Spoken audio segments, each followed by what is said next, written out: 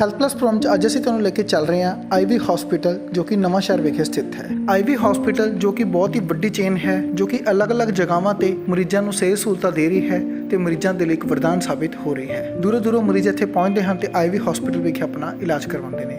ਇੱਕ multi speciality hospital ਹੈ ਜਿੱਥੇ ਕਿ ਅੱਜ ਦੇ ਟਾਈਮ ਦੀ ਹਰ ਤਰੀਕੇ ਦੀ ਮਾਡਰਨ ਫੈਸਿਲਿਟੀ ਮੌਜੂਦ ਹੈ। ਸਾਡੀ ਟੀਮ ਨੇ ਇੱਥੋਂ ਦੇ ਡਾਕਟਰਸ ਦੇ ਨਾਲ ਗੱਲਬਾਤ ਕੀਤੀ ਜਿਨ੍ਹਾਂ ਨੇ ਸਾਨੂੰ ਆਈਵੀ ਹਸਪੀਟਲ ਨਵਾਂ ਸ਼ਹਿਰ ਬਾਰੇ विस्तार ਨਾਲ ਜਾਣਕਾਰੀ ਦਿੱਤੀ। आओ चलते हैं आईवी हॉस्पिटल नवा शहर। दर्शकों, पंजाब प्लस चैनल पे आपका स्वागत है। आज हम आए हैं world class chain IV hospitals जो कि केवल हिंदुस्तान में नहीं बल्कि सारे वर्ल्ड में एक नाम है आईवी का, जैसे इन्होंने सेवाएं की है। और आज हम हैं आईवी नवा शहर में और बात करें अंकुर जी के साथ जो बहुत ही क्रिएटिव और जिन्होंने बहुत थोड़े समय में नई जो है जो यहाँ पर आइडियाज़ थे, क्योंकि ये बम्बे में ये सेवा कर चुके हैं और वही क्रिएटिविटी जो लेकर आए हैं अभी नवा शहर में। सर, स्वागत है आपका हमारे स्पेशल शो में। धन्यवाद जी। अंकुर जी, क्या कहना चाहेंगे कि आप एक वर्ल्ड क्लास चेन जो पंजाब में सभी जगह पर सेवाएं अपनी दे रही है और नवा शहर में जो कि उस समय पे ये हॉस्पिटल खुले जब बहुत ज़्यादा ज़रूरत थी, क्या कहना चाहेंगे कि ये हॉस्पिटल जो मल्टी स्पेशलिटी है मेन रोड के ऊपर स्थित होने के कारण ट्रोमा का एक बहुत बड़ा सेंटर है, क्या कहना चाहेंगे? देखिए, आपने पहले ही काफ़ी जो चीज़ें बता दी हैं कि हम लोग पंजाब और वर्ल्ड क्लास पंजाब की सबसे लार्जेस्ट चेन है प्राइवेट हॉस्पिटल्स में। हमारा एंडेवर शुरू से ही ये रहा है कि हम कैसे एक ट्रीटमेंट को एक्सेसिबल बना सकें, मोर अफोर्डेबल बना सकें फॉर द मासेस। इस हॉस्पिटल को खुले हुए पिछले 11 साल हो गए। आप इस हॉस्पिटल के बारे में कह सकते हैं कि all the facilities under one roof, if the patient come with any element, ठीक है ना, कोई भी डिसीज़ है, हमारे पास उस तरह का इंफ्रास्ट्रक्चर है, हमारे पास उस तरह की मशीनरी है। अब मशीनरी और इंफ्रास्ट्रक्चर देखिए ऐसी चीज़ है कोई भी बना सकता है, ठीक है, जिसके पास पैसा है वो कर सकता है। बट आप जो मशीन के पीछे के जो लोग हैं, जो आपके डॉक्टर्स हैं, जो आपका स्टाफ है, जो आपका पेशेंट केयर गिवर है, नर्सेज हैं, आप वो कोई भी नहीं हायर कर सकता, उसके लिए क्वालिटी चाहिए होती है।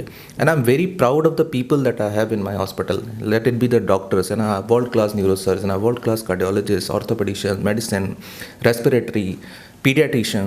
So they keep the patient at the center of everything that they do. Nursing staff, look at the care that they are giving. Awesome. I sometimes get very emotional the kind of the care that they give to my patients, and so that the patient goes happy. Disease wise also, satisfaction wise also, and ultimately that's what it matters the most. And as far as Uncle you are concerned, you counsel your staff daily that we are for service of humanity. जो भी patient आता है वो दुख से आता है, उसके उदासी होती है माइंड के ऊपर, और अगर वो हमें चाहे उसका गुस्सा भी आ जाए फिर भी हमारे स्टाफ को, जैसे आप पोलाइट उनको एक काउंसलिंग करते हैं उन लोगों की, अरे भाई हमने तो वहाँ सेवा करने के लिए आए हैं, चाहे हम डॉक्टर हैं, चाहे हम पैरामेडिकल स्टाफ हैं, जो भी हैं यहाँ पर। हमारा जो आईवी जो हमारा जो ये हॉस्पिटल है इसमें हमने पहले से ही जो है सेवा कर रखी है, और यही कारण है कि कोरोना के एपिडेमिक में भी इस हॉस्पिटल ने बहुत बड़ी सेवाएँ जो लोगों को दी। बिल्कुल है, पब्लिक का ट्रस्ट है। पिछले 11 सालों में जो धीरे धीरे ब्रिक बाय ब्रिक जो हम लोगों ने ट्रस्ट और ये कॉन्फिडेंस पब्लिक का जीता है, तो that's why we have been able to do so much good in terms of care, in terms of treatment, in terms of clinical outcomes, because my doctors, because of my staff. आपने जब पहला सवाल पूछा कि staff को क्या रोज़ motivate, देखो माइक्रो मैकेनिज्म या फिर माइक्रो मैनेजमेंट जो है का ज़माना चला गया, ठीक है ना।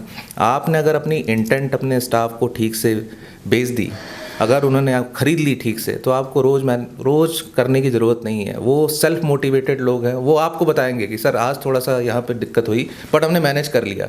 आपने कुछ नहीं करना है, आपने खाली रास्ता दिखाना है, तैयारी वो करेंगे, चलेंगे वो, ठीक है। सर, क्या कहना चाहेंगे कि मल्टी स्पेशलिटी हॉस्पिटल में सेवा लेने से, जैसे हम बात कर लें, ट्रोमा की बात ही कर लें, तो यहाँ पर मल्टी स्पेशलिटी है, हार्ट के डॉक्टर्स हैं यहाँ पर एक टशी केयर है, यहाँ के ओटीज़, यहाँ के इंफ्रास्ट्रक्चर, क्या कहना चाहेंगे कि ये मतलब जो है डिफ़र करता है ये एक मल्टी स्पेशलिटी में और सेवा का भाव जो है आईवी में?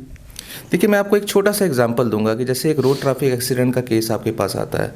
रोड ट्रैफिक एक्सीडेंट सडनली होता है, उसमें कई सारे बॉडी के मैकेनिज्म, ऑर्गन्स इन्वॉल्व हो सकते हैं, हो सकता है हेड इन्वॉल्व हो।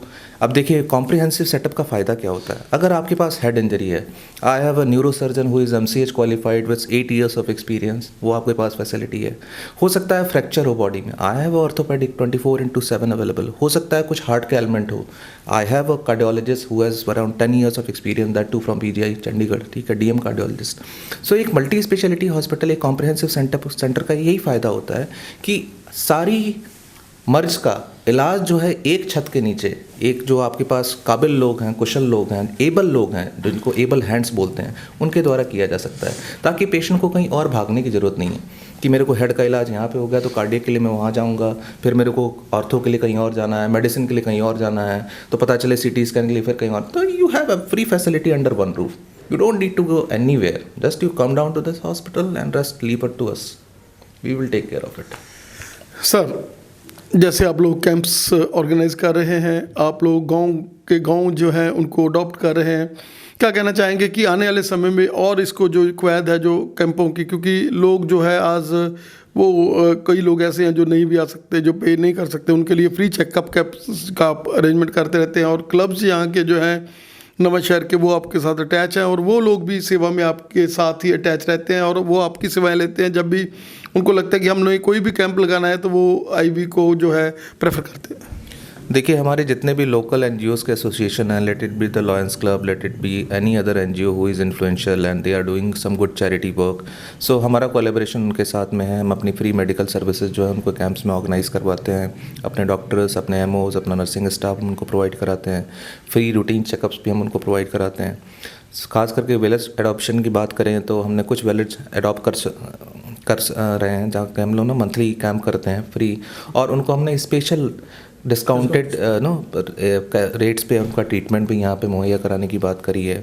उसके अलावा काफ़ी स्कूल इनिशिएटिव्स हैं जो कि हम लोग धीरे धीरे कर रहे हैं, जिसमें बच्चों को आइडिया ये है कि एक हेल्दियर इंडिया की तरफ बढ़ने के लिए जो लोग बीमार हैं उनको तो ट्रीट करने की ज़रूरत है ही है, बट जो लोग बच्चों को अगर हम शुरू से ही, जिसको निप इन द बड वाली चीज़ बोलते हैं, अगर शुरू से ही हम उनको एक प्रोत्साहन के लेके चले तो we can definitely make the dream of healthier India true. So that's our whole intent is. Thank you sir, thank you so much, thank you for it. और जैसे आप लोग गोडे चूल्हे बदलने की बात कर लें तो वो बहुत ही बढ़िया तरीके के गोडे चूल्हे और बहुत बढ़िया तरीके से आपके पास कंप्यूटर नेविगेशन और सभी ऐसी मशीनरी है जिसके साथ आप लोग उनको एक बढ़िया जो है सेवा दे सकते हैं। क्या कहना चाहेंगे? सबसे पहले तो मैं आपका धन्यवाद कहूँगा कि आपने हमारे हॉस्पिटल के बारे में और हमारे डिपार्टमेंट के बारे में इतनी तारीफ़ कर दी। बट सारी चीज़ें जो आपने बोली हैं बिल्कुल सही हैं। नवां शहर में IV हॉस्पिटल मैं कहूँगा कि अकेला ऐसा हॉस्पिटल है जहाँ पे scope of services in orthopaedics department और बाकी डिपार्टमेंट में भी सबसे ज़्यादा है। तो ये सबसे बड़ा हॉस्पिटल शहर का है, सारी एडवांस टेक्नोलॉजी हमारे पास यहाँ पे अवेलेबल है। मैं यहाँ पे जिक्र करना चाहूँगा, रिसेंटली हमने एक CM मशीन होती है जिसके ज़रिए हम मोस्ट ऑफ द जो अपने ट्रॉमा के ऑपरेशंस हैं जो फ्रैक्चर हो जाते हैं उनको ट्रीट करते हैं। तो हमने लास्ट मंथ ही एक सबसे जो एडवांस्ड मशीन है, बहुत महंगी मशीन है, वो यहाँ पे इंस्टॉल की है। उससे बेनिफिट ये है कि हम उससे जितने ऑपरेशन फ्रैक्चर वाले हैं, स्पाइन वाले हैं या फिर यूरोलॉजी के हैं, वो हम बहुत ही बढ़िया तरीके से कर सकते हैं। हमें ये नहीं है कि हमें कोई सब स्टैंडर्ड काम करना पड़ रहा है, तो उसमें बड़ी हेल्प हो रही है। I am thankful to IV group कि उन्होंने हमारे डिपार्टमेंट को वो प्रोवाइड किया है। उसके अलावा जो मेजर ऑपरेशन इलेक्टिव बोल देते हैं, जिनको एमरजेंसी करने की ज़रूरत नहीं होती लेकिन इलेक्टिव के कुछ हम महीनों में या साल में भी कर सकते हैं, जैसे घुटने बदलना, चूल्हा बदलना, इवन दूरबीन वाले ऑपरेशन। ये 3 मेजर सब स्पेशलिटी हम बोल देते हैं, क्योंकि फ्रैक्चर्स तो सारे हॉस्पिटल्स में ट्रीट होते ही हैं, लेकिन ये वाली एक सब स्पेशलिटी, सुपर स्पेशलिटी होती है जिसमें घुटना बदलना। इसमें मैं इसके बारे में थोड़ा आपको बता दूं कि हम एडवांस टेक्नोलॉजी कंप्यूटर नेविगेशन का, जैसे आपने जिक्र किया, बिल्कुल सही बात है, हम उसको यूज़ कर रहे हैं। इससे अलाइनमेंट प्रॉपर करने में बड़ी हेल्प होती है। नॉर्मली अगर वो नहीं यूज़ कर रहे, चाहे सर्जन कितना भी अच्छा हो, उसमें थोड़ी बहुत कमी रह सकती है, लेकिन इसकी मदद से हम ऑलमोस्ट 100% परफेक्शन के साथ काम कर पा रहे हैं। सेकंड, हम जो इम्प्लांट यूज़ करते हैं, इम्प्लांट का मतलब जो घुटना अंदर डलना है, वो हम फॉरेन से जो आए हुए इम्पोर्टेड इम्प्लांट ही यूज़ कर रहे हैं। उसका कारण ये है कि जो इंडियन मेड है उसमें उतनी रिसर्च नहीं हो पा रही। जो फॉरेन वाले हैं वो टाइम एंड टेस्टेड हैं, पिछले 50 सालों में उनमें बहुत एडवांसमेंट और डेवलपमेंट हुई है। हम सिर्फ वो वाले यूज़ करते हैं। हो सकता है हमारी कॉस्ट थोड़ी सी ज़्यादा हो बाहर के कुछ हॉस्पिटल से, लेकिन उतनी ही टेक्नोलॉजी प्लस केयर हमारी ज़्यादा बेहतर रहती है। ऐसे ही हिप जॉइंट में भी है, हर तरह के जॉइंट्स हमारे पास अवेलेबल हैं। अवेलेबल हैं, जैसे कि मेटल ऑन पॉली बोल देते हैं, सेरेमिक आजकल एडवांस चल रहा है, वो भी हमारे पास अवेलेबल है। तो हर तरह के हमारे पास इम्प्लांट्स हैं और सबसे बढ़िया क्वालिटी के हैं। लास्ट में मैं बात करूँगा आर्थ्रोस्कोपी या की होल सर्जरी। ये दूरबीन वाली जो सर्जरी है आजकल ऑर्थोपेडिक्स में बहुत हाई लेवल पे यूज़ हो रही है, स्पेशली स्पोर्ट्स इंजरीज़ में। घुटने की बात करें तो ligament injury, ACL ligament, PCL ligament, medial collateral ligament बोल देते हैं, लेटरल कोलेट्रल लिगामेंट, या कुशन होती हैं गद्दियाँ जिसको मेनिस्कल इंजरी बोल देते हैं। ये sports injury specially football players, kabaddi के प्लेयर्स, बैडमिंटन प्लेयर्स और लॉन टेनिस, सारे ही जितने स्पोर्ट्स खेलने वाले खिलाड़ियों में बड़ी कॉमन इंजरी ये होती है। और ये हमारे नवां शहर में ही हम इसको इसी हॉस्पिटल में कर सकते हैं। आई डोंट थिंक कि बाहर किसी हॉस्पिटल में नवां शहर में ऐसी सर्जरीज़ हो पा रही हैं। हो सकता है इक्का दुक्का 1-2 सर्जरीज़ होती हैं, लेकिन हमारे यहाँ पे रूटीन ये चीज़ चल रही है। साथ ही साथ ये तो हो गई नी इंजरीज़ की बात। हम शोल्डर जो जॉइंट है इसमें भी दूरबीन का उपयोग कर रहे हैं, जो कि बहुत ही ज़्यादा हेल्पफुल है।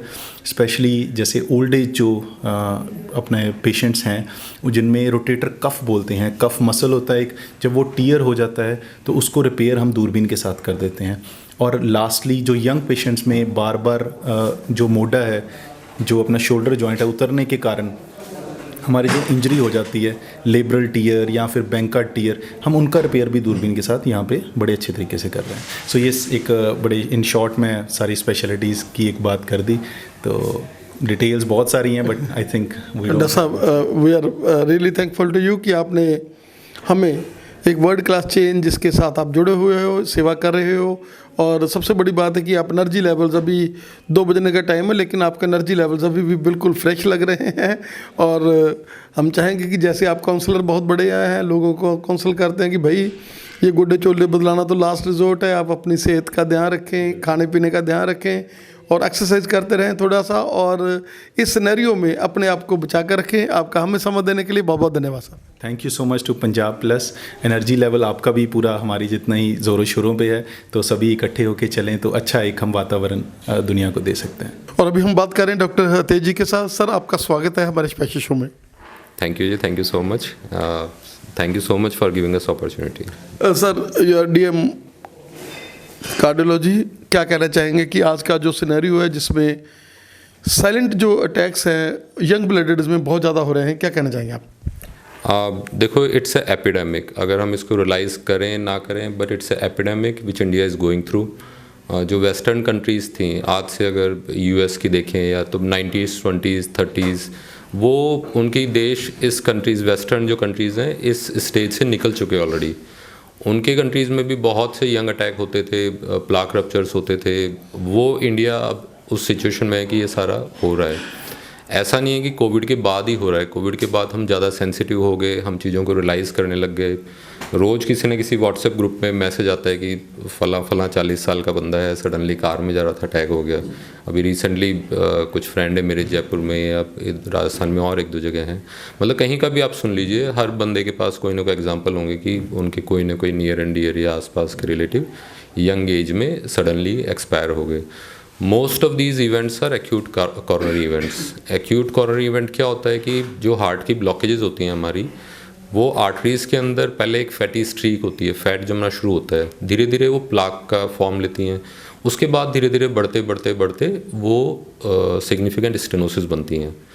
पर ऐसे कई अनलक्की लोग होते हैं जिनको वो, ऐसा नहीं है कि ब्लॉकेज जब धीरे धीरे बढ़ के 70-80% हो तब जाके ही सिम्टम्स आएँ। उससे पहले की स्टेजेस में जो प्लाक होता है, जो चर्बी जमी होती है, वो स्ट्रेस की वजह से या पोल्यूशन की वजह से या बॉडी में इन्फ्लामेशन की वजह से या सडन BP राइज की वजह से या ड्रग्स कोई लेते हैं पेशेंट, उनकी वजह से जो प्लाक्स हैं उनमें रप्चर हो जाता है, चीरा लग जाता है, और वो जो फैट रिलीज़ होता है, जो वो ब्लड के कॉन्टैक्ट में आता है, तो वो पूरा थ्रोम्बोसिस हो जाता है।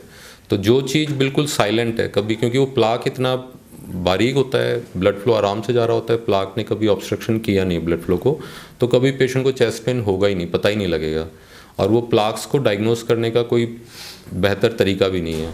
तो एज सच अगर आप पूछें कि इन ब्लॉकेजेस या इन हार्ट अटैक्स को रोकने का तरीका क्या है, तो उनको रोकने का तरीका ऐसा नहीं है कि हम कोई सारे टेस्ट कर लें, पूरी इंडिया की पॉपुलेशन को टेस्ट कोई के लिए सब्जेक्ट कर दें।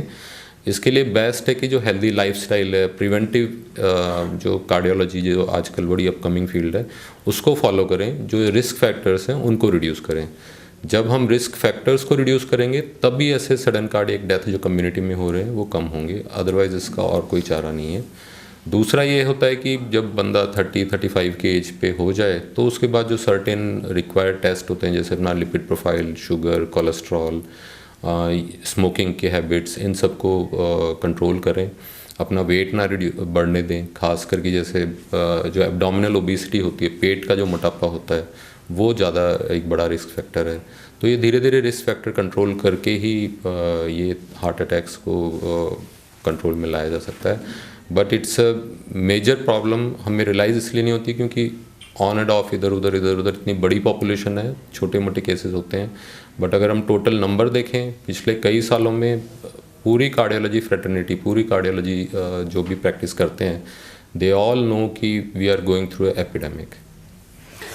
डॉक्टर साहब, आईवी हॉस्पिटल जिसमें आप सेवा दे रहे हैं, क्या कहना चाहेंगे कि एक तो आपका जो है लंबा एक्सपीरियंस और आपकी डीएम कार्डियोलॉजी, और उसके साथ साथ सोने पे सुहागे वाली बात की यहाँ की मशीनरी और लेटेस्ट जो है इक्विपमेंट्स यहाँ पर अवेलेबल है, क्या कहना चाहेंगे? कोई भी यहाँ हार्ट की प्रॉब्लम आती है, किसी को ब्लॉकेज है, उसके स्टंट पड़ना है, या किसी को बाईपास सर्जरी है, या वाल्व्स का है, क्या कहना चाहेंगे कि हर तरह की फैसिलिटी यहाँ जो है ये कंप्लीट टर्शियरी केयर है जिसमें आप लोग हार्ट की पूरी सेवाएं ले सकते हैं?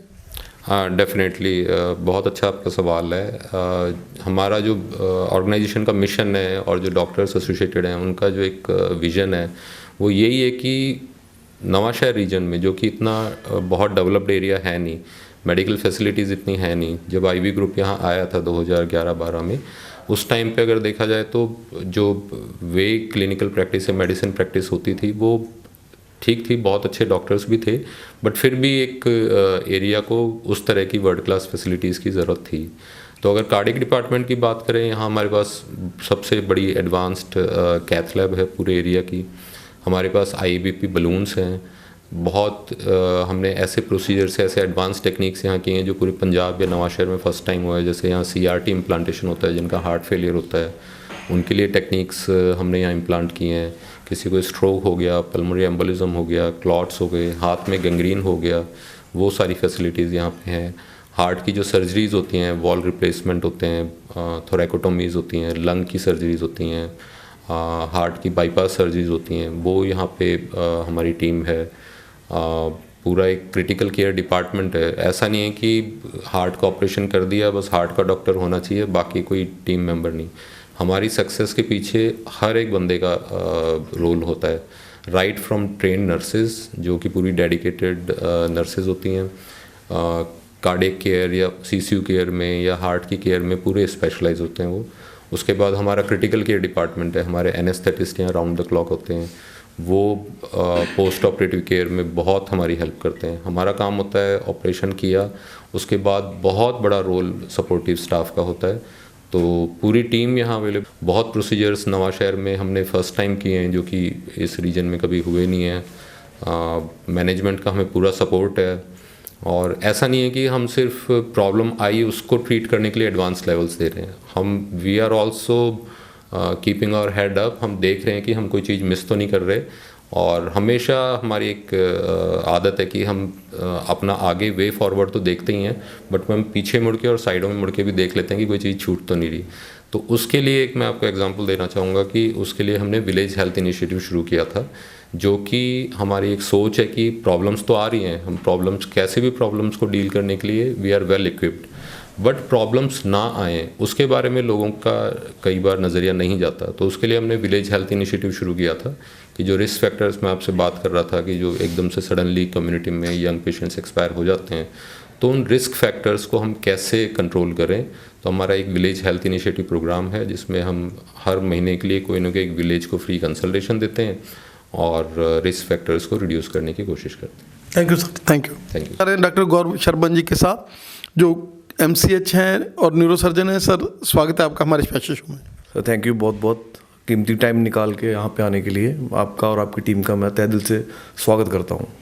सर, न्यूरो सर्जरी एक ऐसी डिपार्टमेंट जो किसी समय पर जब भी किसी को ब्रेन ट्यूमर या ब्रेन हेमरेज हो जाता था तो लोग इसका नाम लेने से घबराते थे, कहते हैं नाम नहीं लेना, ये नामराद बीमारियाँ हैं। लेकिन आज आप डॉक्टर्स ने इस पर भी निजात पा ली है। और अगर समय रहते टाइमली बंदा जो है आपसे न्यूरोसर्जन के पास चला जाता है तो उसके जीने की जो है फैक्टर्स बहुत ज़्यादा बढ़ जाते हैं। क्या कहना चाहेंगे? बिल्कुल सर, जिद्दां की सर, जैसे कि हमें पता है कि पहले कुछ चीज़ें ऐसी थी कि आधुनिक टेक्निक्स नहीं थी, सीटी स्कैन की इतनी अवेलेबिलिटी नहीं थी, एमआरआई की इतनी अवेलेबिलिटी नहीं थी, डॉक्टर्स की इतनी अवेलेबिलिटी नहीं थी, लोगों को इतनी नॉलेज नहीं होती थी कि हुआ क्या है। अभी भी मैंने देखता हूँ जैसे कई पेशेंट को जैसे ब्रेन का कोई अटैक आया जिसको हम स्ट्रोक बोलते हैं, जब ब्रेन में कोई ब्लीडिंग हो गई है तो लोगों को क्या होता है कि वीकनेस आ जाती है, जिन्होंने असी पंजाबी च कहने अधरंग हो गया है ना, तो लोगों को लगता है कि वो हार्ट की प्रॉब्लम है, ऐसे कईयों को लगता है अभी भी। तो अभी भी कई लोगों को इस चीज़ में है, पूरी नॉलेज नहीं है। तो सेम जैसे जैसे पुराना टाइम था तो लोगों को पूरी नॉलेज नहीं थी, तो जिसके कारण डॉक्टर्स भी नहीं थे। जैसे कि अब कुछ इंडिया में जैसे मेडिकल कॉलेजेस खुल गए हैं, न्यूरोसर्जन्स की जो कमी थी वो पूरी होने लग पड़ी है। पेरीफ्री में न्यूरोसर्जन्स पहले नहीं मिलते थे, छोटे छोटे शहरों में न्यूरोसर्जन नहीं मिलते थे, तो उससे क्या होता था जो कीमती जो एक ह्यूमन बीइंग की लाइफ है जो वो हमें खो देनी पड़ती थी, क्योंकि ब्रेन एक ऐसा क्रूशियल पार्ट है बॉडी का जिसमें सिर्फ टाइम का सबसे बड़ा रोल है। किसी को मान लो कोई रोड पे जा रहा है, एक्सीडेंट हो गया, उसको हेड इंजरी हो गई है, उसको अगर टाइमली किसी न्यूरोसर्जन के पास पहुंच के लेके जाके रिसक्सिएट करके डायग्नोसिस बना के हेड इंजरी का और कुछ फ्यू आवर्स में 1-1.5-2 घंटे में टाइमली सर्जरी कर दी जाए तो पेशेंट के बचने के बहुत सारी मतलब उम्मीदें खुल जाती हैं। तो सेम जैसे मान लो अगर आज हम नवा शहर में बैठे हैं, अगर आज यहाँ पे कोई न्यूरोसर्जन ना हो तो हमारे इस डिस्ट्रिक्ट के आसपास किसी का एक्सीडेंट हो जाए, वो सीधा जाएगा चंडीगढ़ पीजीआई सरकारी में, यहाँ पे जैसे जो लोग कहते हैं कि पीजीआई है ना। तो आज जैसे ये खुल गया, सुपर स्पेशलिटी खुल गया, न्यूरोसर्जन्स की अवेलेबिलिटी होगी, तो क्या होता है कि पेरीफ्री में जो 40-50 किलोमीटर 20 किलोमीटर में किसी का भी एक्सीडेंट तो टाइमली आ जाते हैं, आधे घंटे में 1 घंटे में लेके आ जाते हैं। एम्बुलेंसेस की सर्विस अच्छी होगी, वो भी 108 सर्विस वाले उठा के ले आते हैं टाइमली। और हम टाइमली, हमारे पास जैसे टीम रेडी है, मैं 6 साल से यहाँ पे काम कर रहा हूँ, तो आई एम रेडीली अवेलेबल 24/7। तो हम टाइमली सीटी स्कैन करा के टाइमली लेके जाते हैं और with grace of the God हमने बहुत सारे पेशेंट्स की लाइफ ऐसे बचाई हैं। तो सेम ट्रॉमा हो गया, सेम स्ट्रोक में भी ऐसे ही होता है कि जो विंडो पीरियड होता है या ब्लीड हो गया, हाइपरटेंशन, बीपी बढ़ गया, किसी को खून पतले की दवाई चलती है कार्डिक पॉइंट ऑफ व्यू से या ब्रेन पॉइंट ऑफ व्यू से, उनकी ब्लीड हो गई, उनको भी अर्जेंट सर्जरी करने पड़ती है। तो वो एक जो विंडो पीरियड है, टाइम है ब्रेन में, वो बहुत ही कीमती है और उसकी वजह से काफ़ी लाइफ बच सकती है। बिल्कुल डॉक्टर साहब, हमारे जो लोग हैं उनको ये रहता है कि हम लोग अफीम दे दें, हम लोग उनको कोई ना कोई जो है जिसमें, क्योंकि उनको लगता है कि हम लोग इसको देसी तरीके के साथ अटैच कर लें। क्या कहना चाहेंगे कि जब ब्रेन स्ट्रोक हो गया या पैरालाइज का आपको लग रहा है कि पैरालाइज हो रहा है, तो उस समय पर आपको केवल एक स्पेशलाइज्ड डॉक्टर के पास ही जाना होता है, और कई अटैक्स ऐसे हैं जो अपने आप ही रिवर्स हो जाते हैं। और लोगों को जैसे पिछले समय में किसी ने अफीम दे दिया तो उनको ये लगा कि नहीं ये तो अफीम के साथ रिवर्स हो रहा है। क्या कहना चाहेंगे? सर, बहुत अच्छा सवाल पूछा आपने। आम जनता के लिए मैं उनको संदेश देना चाहता हूँ, मैसेज देना चाहता हूँ कि सर, जो हमने मतलब इतनी बुक्स पढ़ी हैं, टेक्स्ट पढ़े हैं, आर्टिकल्स पढ़े हैं, रिसर्चेज हुई हैं अराउंड द वर्ल्ड, सर कोई भी ड्रग्स जो होती हैं जैसे कोकेन, अफीम, गांजा, चरस, ड्रिंक्स, दारू से लेके कुछ भी है ना, अल्कोहल से लेके सिगरेट तक, ये सारी चीज़ें ब्रेन क्या पूरी बॉडी के लिए ही मतलब हानिकारक है। तो किसी को जब मान लो घर पे किसी को बुजुर्ग को किसी ने देखा कि उसका मुंह टेढ़ा हो गया है, उसकी जुबान में थथलापन आ गया है, तो वो क्या करते हैं, किसी ने बोल देना कि अद्दा हो गया जी, तो अफीम का एक रख के जीभ के नीचे रख देते हैं। तो 100 में से 10 में से 3-4 पेशेंट को होता है ट्रांजिट इस्चीमिक अटैक, बीपी बढ़ गया, शुगर बढ़ गया, वो ट्रांजिट इस्चीमिक अटैक होता है कि थोड़ी देर के लिए ब्रेन में अगर कोई स्ट्रोक का कुछ एपिसोड लग रहा है तो वो खुद रिजॉल्व हो जाता है। तो उनको ऐसा लग गया कि ये अफीम दे दी तो अफीम ने बचा लिया, खून पतला कर दिया। लेकिन मैंने जो अपनी बुक्स पढ़ी हैं है ना, उसमें यही लिखा है कि अफीम, कोकेन है, जो भी ड्रग्स हैं, ये ब्रेन की इस इंसिडेंट्स को, इस्चीमिक इंसिडेंट्स को और बढ़ावा देती हैं, स्ट्रोक को बढ़ावा देती है, बल्कि कम नहीं करती। तो ये सब जो पेशेंट कुछ कहते हैं कि मैं अभी अल्कोहल लेता हूँ, थोड़ा लेता हूँ तो मेरे को क्या, मैं तो रनिंग भी करता हूँ, मैं तो एक्सरसाइज भी करता हूँ, कि नहीं, लिखा है कि इंसिडेंस है कि जैसे अगर 60 ml या 90 ml ले रहा है तो रिस्क 2 times है, अगर डबल करेगा तो रिस्क 7 times है ब्रेन को अटैक आने का। डबल नहीं है, 7 times हो जाता है। तो ये सब चीज़ें it's not good for your brain and in fact any part of the body, heart से लेकर ब्रेन तक कुछ भी नहीं। तो रादर देन अफीम देना या ऐसा कुछ आपको लगता है कभी भी कि अगर आपके घर में भगवान ना करे किसी को ऐसा कुछ लक्षण आ जाता है, मुंह का टेढ़ापन, आँख का बंद ना होना और किसी शरीर का, हाथ का या पैर का सुन्न हो जाना, काम ना करना, तो मैं आपसे ये अरदास करूंगा कि आप अर्जेंटली पेशेंट को न्यूरोसर्जन जहाँ पे अवेलेबल है, न्यूरोसर्जन न्यूरोलॉजिस्ट अवेलेबल है, वहाँ पे आप लेके जाइए और टाइमली, क्योंकि 4.5 घंटे का टाइम जो है विंडो पीरियड टाइम होता है, जितनी जल्दी आप जाएंगे उतना ही ब्रेन में न्यूरॉन्स जो है उनका डैमेज होता है, तो उतनी जल्दी ही पेशेंट के मतलब जैसे जैसे हम लेट करेंगे न्यूरॉन्स डैमेज होंगे उतनी ही रिकवरी के चांसेस हमारे कम हो जाते हैं। तो जितनी जल्दी हम पहुंचेंगे उतने जल्दी डायग्नोसिस बनेगा, ट्रीटमेंट शुरू होगा और रिकवरी जो है पेशेंट की जल्दी और अच्छी होने में सफलता मिलती है हमें। सर क्या कहना चाहेंगे कि एक टर्शियरी केयर जिसमें वेल इक्विपाइड आईसीयू और राउंड द क्लॉक आपके पास एनेस्थीसिया वाले रहते हैं, क्या कहना चाहेंगे कि ये बहुत जो एक मल्टी स्पेशलिटी का हॉस्पिटल है जिसमें हार्ट के और केवल न्यूरोसर्जरी नहीं है, क्योंकि न्यूरोसर्जन को अगर होना है तो वो कई बार जो एज्ड पेशेंट्स हैं वो मल्टी सेंसेस के साथ डूबे होते हैं, तो उसमें ये जो हॉस्पिटल है ये एक ऐसा हॉस्पिटल है जिसमें आप अगर समय रहते आ गए तो आपको हम लोग सभी डॉक्टर्स मिलकर एक नई ज़िंदगी दे ही देंगे। सर जितनी भी हमारी टीम है, हमारे पास यहाँ पे काफ़ी कंसल्टेंट्स हैं, काबिल कंसल्टेंट्स हैं। हमारी एक ऐसा नहीं है कि पार्ट टाइम यहाँ पे कोई डॉक्टर काम कर रहा है, फुल टाइम 24/7 365 डेज़ हमारे फुल टाइम वर्किंग कंसल्टेंट्स और काफ़ी पुराने सालों से काम कर रहे हैं। जब भी किसी को, जैसे आपने सवाल पूछा कि कोई पॉलीट्रॉमा हो जाता है या कोई केस हो जाता है जिसमें सिर्फ ब्रेन का नहीं है, हड्डियाँ भी टूट गई, मुंह की हड्डियाँ भी टूट गई, पेट की भी टूट गई, छाती की भी, कि इसको बोलते हैं पॉलीट्रॉमा केस। तो ऐसा नहीं है कि भाई मैं न्यूरोसर्जन हूँ, मैंने तो दिमाग का कर दिया, बाकी चीज़ों के लिए मैं बंदे बाहर से बुला रहा हूँ या मैं बोलूँ आप रेफर ले जाओ, ये डॉक्टर नहीं है हमारे पास। वो हमारे पास मतलब हड्डियों के orthopaedic surgeon, plastic surgeon, general surgeon, किसी को पल्मोनोलॉजिस्ट, हमारे पास सारा है। किसी को अगर हेड इंजरी के साथ फेफड़े में रिब्स टूट गई हैं, कंटूजन हो गई हैं, we have full time pulmonologist, we have general surgeon. पेट में अगर किसी को एक्सीडेंट के कई पेशेंट आते हैं, उनको ब्लंट ट्रॉमा इंजरी हो जाती है, उसके लिए हमारे पास जनरल सर्जन है, लेप्रोटमी करनी पड़ती है, कुछ भी करना पड़ता है, ऑर्थोपेडिशियन, प्लास्टिक सर्जन है, facial injury, hand cut injury, कुछ भी है, तो वी हैव फुल टीम। ऐसा नहीं है कि जैसे कुछ हॉस्पिटल्स में मैंने देखा होता है कि एक डेडिकेटेड टीम होती है, दूसरी नहीं होती। मोर ओवर इसके साथ जैसे आपने पूछा कि आधुनिक के साथ साथ हमारे पास फुल टाइम मॉड्यूलर ओटीज़ हैं, ओटी नहीं है हमारे पास, वी हैव मल्टीपल ओटीज़ एंड उसके साथ डेडिकेटेड हमारी फुल इक्विप्ड ओटी टीम है। हमारे पास अच्छा एनेस्थीसिया डिपार्टमेंट है, आईसीयू इंटेंसिविस्ट हैं, और पेशेंट आता है तो जो टाइम का डिले होना होता है वो टाइम का डिले ना करते हुए हम ये सारी चीज़ें टाइमली स्टार्ट कर देते हैं, ताकि मतलब जितना पेशेंट का कम नुकसान हो अकॉर्डिंग टू द डिजीज़ जो भी है वो कम हो। तो ये चीज़ का बड़ा फ़र्क पड़ता है रेडिली अवेलेबल चीज़ें होने का। सर आपका बहुत बहुत धन्यवाद, आपने हमें समय दिया, और हम चाहेंगे कि इस हॉस्पिटल में जैसे आप सेवाएं कर रहे हैं और सैकड़ों की गिनती में वो पेशेंट जिनको आपने बचाया है और वो पेशेंट जिनके वो लोग सराउंडिंग्स हैं उनकी, वो लोग बहुत खुश होंगे। आपका हमें समय देने के लिए धन्यवाद। Thank you sir, thank you so much, thank you.